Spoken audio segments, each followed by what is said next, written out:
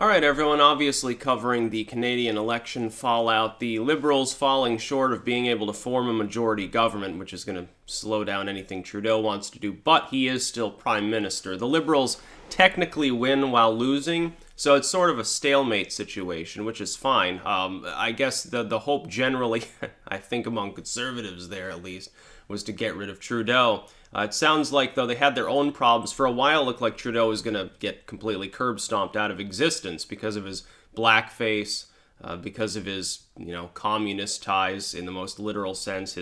What was it? There was some cement company, I guess, in Quebec that got favorable treatment under his administration, and there was some weird fraud involved in that. And it should have sunk his career. I mean, he shouldn't be in there. He should have been forced out of office. He should have been removed by the government itself. That didn't happen because Canada has a dysfunctional, highly liberal system. But now he's been punished anyway, which is that he has to form a minority government and actually work with others in order to accomplish anything. The problem is the sort of things that Trudeau wants to do, I don't think are going to sit well with enough other people. The Conservatives have grown their numbers considerably. I don't think that Trudeau is going to be capable of actually passing some of the worst legislation that he wanted. Like part of it was Canada was going to crack down on so-called hate speech, which means, busting down your door, I guess, at 4 o'clock in the morning because you made an offensive tweet. That sort of nonsense. That's been something that he's been a champion of.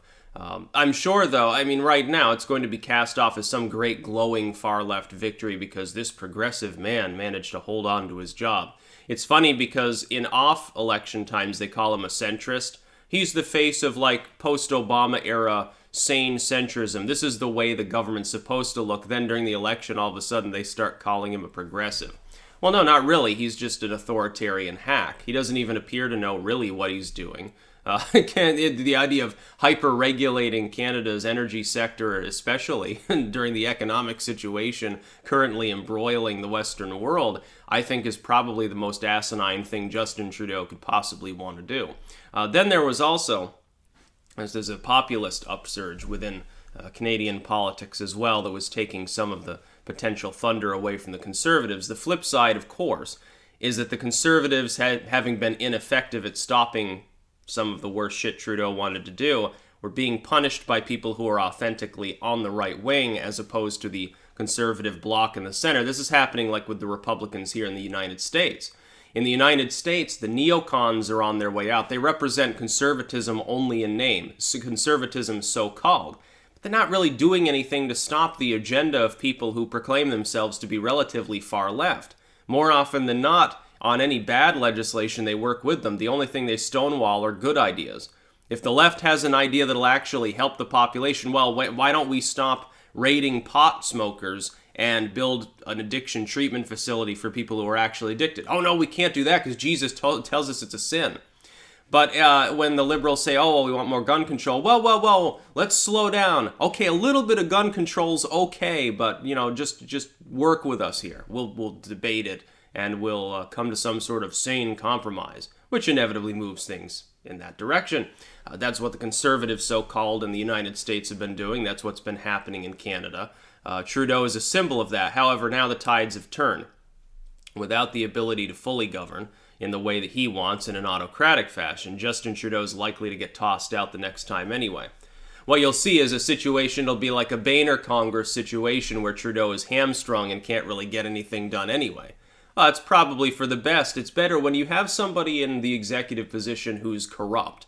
And he is. We know that Justin Trudeau is corrupt and pandering and an asshole.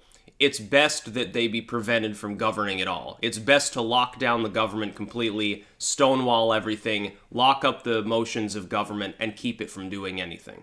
If that's done, then it'll be successful, and then Trudeau, as the executive, fundamentally gets blamed for that. Executives usually do. Trump gets blamed even by his own core fans for obstruction on his border wall maneuvers. He's managed to get past it now. He's got the funding. He's building his wall at massive speed at the moment because the election's coming. But for several years there, he's the one primarily who got the blame. And it's not fair, it's not reality. The reality is he was obstructed by courts and by Congress. But try explaining that even to people who wear MAGA hats and think Trump's a god emperor. They won't accept the argument. The buck stops here style politics is still very much in play within the Americas.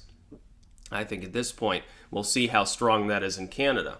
So, I mean, it's an okay result. The Liberals get punished. But, I mean, you've got the dude in charge is embezzling money and committing fraud and doing crazy things economically and making stupid suggestions that I don't even know if they're legal under Canada's constitution, let alone any proper understanding of the rights of free speech and the natural rights of man.